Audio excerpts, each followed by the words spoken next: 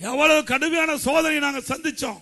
அந்த சோதனையான காலகட்டத்தில் விலைவாசி உயரல, மக்கள் பாதிக்கல.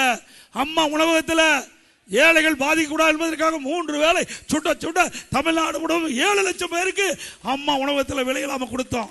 ஒரு வருஷம் கொடுத்தோமா இல்லையா? இந்தியாவில் எந்த மாநிலத்தில் கொடுக்கல. அப்படிப்பட்ட சூழல் இந்த ஆட்சிக்கு இல்லை. ஒரே ஒரு மழை தான் பெஞ்சுது, எங்கே பார்த்தாலும் தண்ணி நின்றுது. அப்போ ஒரு பெண்மணி வீதியில் போகும்போது, அப்போ அந்த தண்ணியில் நடந்துக்கிட்டு போகும்போது அந்த பெண்மணி சொல்கிறாங்க, ஸ்டாலின் தான் வந்தார், நீச்சல் அடிக்க விட்டார்.